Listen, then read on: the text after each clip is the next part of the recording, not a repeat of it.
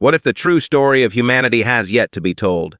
Around the globe, from concealed ancient structures to silent underground sanctuaries carved deep into the earth, remarkable findings continue to surface, findings that go far beyond simply puzzling researchers. These discoveries shake the very foundation of what we believe to be true. This is not folklore. These are not imaginative tales passed down through generations. What we are talking about are tangible, physical realities, artifacts and structures that can be witnessed, examined, and measured with your own hands and eyes. And still, no one has been able to offer a satisfying explanation. 6 profound mysteries. 6 separate and distinct ancient civilizations. No obvious link between them except for one deeply unsettling possibility that keeps drawing scholars and curious minds back to the same haunting conclusion. Perhaps the people who walked this earth thousands of years ago possessed knowledge, wisdom, and understanding so advanced that we have since lost every trace of it. A form of knowing so profound that modern science has yet to catch up, let alone comprehend it. Could it be that we are not the first to reach great heights of understanding? Could something enormous have slipped through the cracks of time, buried beneath centuries of forgotten history? The journey into these mysteries begins now. Far below the surface of one of the most extraordinary ancient cities ever built, concealed beneath a towering pyramid dedicated to the feathered serpent, scientists uncovered something that nobody could have prepared themselves to find. A vast gathering of liquid metal sitting silently in the darkness. That metal was mercury. Hundreds upon hundreds of liters of it, locked away inside a sealed underground chamber for nearly 2,000 years. This was no accident of nature, no geological coincidence. Somebody made a deliberate and intentional choice to place it there. The question that haunts every researcher who has studied this discovery is simply this: why would anyone do such a thing? Mercury is not merely a rare substance. It is a profoundly dangerous one. To draw it from its natural ore, cinnabar, a person must endure exposure to toxic vapors capable of destroying both the lungs and the mind. Every individual involved in gathering and processing this material would have understood exactly what they were risking.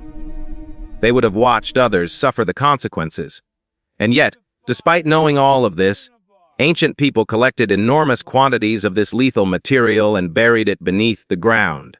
Certain researchers have put forward the idea that mercury was intended to represent the flowing rivers of the underworld, its shimmering and reflective surface mimicking the appearance of water moving through total darkness.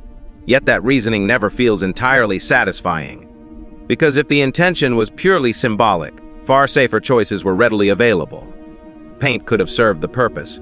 Carved stone could have captured the same meaning. Simple engravings would have communicated the same idea. Instead, they deliberately selected a substance known to cause death. Mercury holds properties that go far beyond visual beauty. It carries an electrical charge. It behaves like a perfect mirror, reflecting everything around it. Its density is so extraordinary that even heavy metals are capable of floating on its surface. These are not the qualities of an artistic material chosen for decoration. They are the measurable and functional characteristics of something used for a specific scientific or technological purpose. And that realization opens a deeply troubling door. What if mercury was never about symbolism at all? What if it served an entirely practical function that modern understanding has yet to decode? Making this even more difficult to dismiss, traces of mercury have since been found beneath other pyramids scattered across Mesoamerica, separated by vast distances yet bound together by the very same mysterious substance. This pattern was not random. It points towards something far greater, far more coordinated, and far more advanced than anything we have been willing to accept. Inside the burial chambers and sacred tombs of ancient Egypt, something is conspicuously absent. Not concealed behind a wall. Not damaged or worn away by the passage of time. Genuinely, completely absent. That missing element is soot, deep within underground passages and sealed chambers, located far beneath the reach of any natural sunlight. Ancient Egyptian artists produced extraordinarily detailed paintings. These works feature precise and deliberate lines, rich and vivid colors, and deeply complex scenes filled with human figures, gods, animals, and hieroglyphs. Remarkably, many of these paintings have endured in near-perfect condition for thousands upon thousands of years. But there is a problem that no one has been able to explain away. There is absolutely no evidence of fire having ever been present in these spaces. No soot coating the ceilings. No darkened patches left by rising smoke. No traces of any kind that suggest a flame was ever burning in these underground rooms. Anyone who has placed a single candle inside an enclosed space understands exactly how quickly soot begins to accumulate. Within just a few minutes, the surfaces directly above a small flame start to darken noticeably. These artists were not working for a few minutes. They labored for weeks at a stretch, sometimes for months at a time, in spaces with no ventilation and no natural light source. And not one trace of that work remains on the surfaces above them. So the unavoidable question must be asked. How did they see what they were painting? Some researchers have suggested that oil lamps could have provided the necessary light. But oil lamps also produce residue, and enclosed underground chambers would trap that residue with even greater efficiency than open-air spaces. Others have pointed to an elaborate system of polished mirrors designed to redirect sunlight deep underground through a series of reflections. However, practical experiments conducted on this theory have consistently demonstrated that reflected light loses its strength and brightness rapidly after only a small number of bounces, making it completely insufficient for reaching the deeper chambers. And yet the paintings continue to exist in places where no reflected sunlight could ever realistically arrive. Adding another layer to this mystery are the unusual carvings discovered at the Dendera Temple. These engravings depict elongated, rounded forms that appear to contain a thread-like structure running through their interior, each connected to a base in a manner that bears a striking resemblance to an electric light bulb. Some scholars interpret these shapes as representations of the lotus flower, a common symbol in Egyptian spiritual tradition. Others look at the same images and see something far more difficult to dismiss. No serious academic claims that ancient Egyptians possessed an understanding of electricity in the modern sense. But when you bring together the complete absence of soot, the presence of detailed artwork in locations beyond any natural light source, and the existence of imagery that resembles modern lighting technology, the mystery becomes genuinely impossible to set aside. Perhaps fire was never part of their process at all. Scattered across the rolling highlands of Scotland and spread throughout various regions of Europe, ancient stone ruins carry within them a secret that sits openly in front of anyone willing to look closely enough. From a distance, these structures appear to be nothing more than ordinary remnants of old stone walls, the kind of weathered ruins found across countless historical sites on the continent. But the moment you reach out and run your hand across the surface, you encounter something that simply should not be there: glass. The stone itself has melted. Granite, basalt, and sandstone, some of the hardest and most heat-resistant natural materials found on Earth, have been fused together into a smooth, continuous surface that resembles solidified glass. For this kind of transformation to occur in stone, temperatures must reach and sustain levels above 1,000 degrees Celsius. Not for a brief moment, not in a single localized spot, but consistently and continuously across entire wall sections that stretch for dozens of meters in length. Here is where the mystery becomes genuinely impossible to explain away. These fortifications were constructed during the Iron Age, a period in human history that had no access to advanced industrial furnaces, no sophisticated heat-generating equipment, and no technological infrastructure capable of producing or maintaining temperatures of that magnitude. The only heat source available to people of that era was ordinary fire. And ordinary fire, even under the most favorable conditions imaginable, cannot reach temperatures high enough to melt stone. Even if an entire surrounding forest were set ablaze directly against these walls, the thermal output would still fall far short of what would be required to produce this effect. And yet, across Europe, nearly 70 of these structures have been identified and documented. Researchers have given them a name: vitrified forts. One of the most remarkable among them is Tap O'Nuth in Scotland, where substantial sections of the enclosing wall have transformed into what can only be described as solid glass. Scientists determined to solve this puzzle have attempted to recreate the phenomenon under controlled conditions. They assembled stone walls, packed them with wood and coal, and ignited everything available to them. The fires burned for hours. The stones turned black from the heat. But they did not melt. Whatever force produced these structures remains entirely beyond our current ability to replicate or explain. The question that follows is unavoidable. Who generated that level of heat, and by what means did they do it? In museum collections throughout Peru, rows upon rows of preserved human skulls present visitors with a medical reality so extraordinary that it challenges everything we assume about the limits of ancient knowledge and capability. Each of these skulls displays a perfectly shaped circular opening, cut deliberately and precisely through the bone of the cranium. This procedure carries the name trepanation and it represents one of the oldest known forms of surgical intervention in human history. What makes it truly remarkable, however, is not simply that it was performed. It is how frequently it was performed, and what the physical evidence tells us about the outcomes. Thousands of these skulls have been recovered and studied by researchers, and a significant number of them show clear and undeniable signs of healing. New bone tissue grew back smoothly and uniformly around the edges of the openings, which in medical terms can only mean one thing. The patient was alive after the surgery. They did not just survive the initial procedure, they continued living long enough for their body to begin actively repairing the wound. Some skulls tell an even more astonishing story. They show evidence of multiple separate procedures, each carried out at a different point in time. These individuals underwent brain surgery more than once and survived every single instance. By the period of the Inca civilization, researchers have calculated that survival rates from this procedure climbed to nearly 80%. That figure alone is impressive, but it becomes truly extraordinary when placed alongside the comparable record from medieval Europe, where survival from the same type of operation rarely exceeded 50%, despite those practitioners having access to more refined instruments and a considerably more developed understanding of formal medicine. The ancient surgeons of Peru had none of the advantages we associate with successful medical practice. There was no chemical anesthesia to prevent the patient from feeling pain. There were no antibiotics to fight the ever-present threat of infection following an open wound to the skull. There were no precision tools engineered for surgical use, and yet their results were measurably and significantly better. This forces a series of deeply uncomfortable questions. How did these practitioners prevent infections from taking hold in open cranial wounds? What methods did they use to manage the pain of a conscious patient undergoing skull surgery? How did they work with such extraordinary precision around the human brain without causing fatal damage to the tissue beneath? Some researchers have pointed toward the use of specific medicinal plants known to carry natural antiseptic qualities.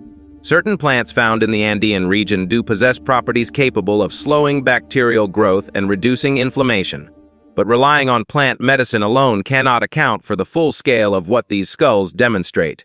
Every one of these skulls represents a real person who endured something unimaginable and lived to tell the story. Together they form a body of evidence suggesting that ancient understanding of the human body may have reached depths we have only just begun to acknowledge. Resting on the small and sun-baked island of Malta, there exists a structure so peculiar and so deeply unsettling in its implications that researchers and visitors alike have struggled for generations to make sense of what they are standing inside. It is called the House of Flieni Hypogeme, an underground temple carved entirely by hand from solid rock more than 5,000 years ago. Within its deepest and most carefully shaped interior lies a room that has earned a name reflecting the power it seems to hold over anyone who enters it. That room is known as the Oracle Chamber. Step into this space and position yourself in one precise location on the floor. Then speak at any volume in any tone. What happens next is not a simple echo. Sound does not merely bounce off the surrounding walls and return to your ears in a weakened and delayed form. Something far more significant occurs. The sound transforms entirely. At a frequency of approximately 110 Hz, the acoustic energy produced inside this chamber does not dissipate. Instead, it spreads and builds, moving through the entire structure simultaneously. The surrounding stone walls begin to vibrate in response. The floor beneath your feet produces a low and steady hum. The very air within the space takes on a quality that feels physically different, heavier and more present, as though the atmosphere itself has been altered. And the effects do not remain purely physical. Contemporary scientific research conducted on human subjects exposed to this specific frequency has yielded findings that are genuinely difficult to dismiss. Exposure to sound resonating at around 110 Hz produces measurable and observable changes in brain activity. The regions of the brain responsible for logical reasoning, analytical thinking, and critical evaluation show a reduction in activity. At the same moment, the regions governing emotional response, creative intuition, and pattern recognition become significantly more active. Put in simpler terms, this chamber does not merely fill a space with sound. It actively and demonstrably alters the way a human being thinks and perceives their surroundings. The people who built this temple achieved something that modern acoustic engineers and neuroscientists are only beginning to understand and appreciate. They shaped every curve of every interior surface, calibrated every angle and every wall, so that a single specific frequency would be captured, amplified, and projected throughout the entire underground space. There were no computer models guiding their decisions. There were no instruments measuring sound waves. There were no scientific frameworks explaining the relationship between frequency and brain function. There was only stone, shaped by human hands over generations of painstaking and deliberate work. This was not the result of fortunate coincidence. The precision required to achieve this outcome points unmistakably toward intention and toward sophisticated understanding. The question that demands an answer is not how they built it. The question is why they built it this way, and what they already knew about the human mind that we are only now beginning to rediscover. The final mystery presented here stands apart from every other discovery explored in this series. It is fundamentally different in nature, and that difference is precisely what makes it the most haunting of all. It cannot be held in your hands.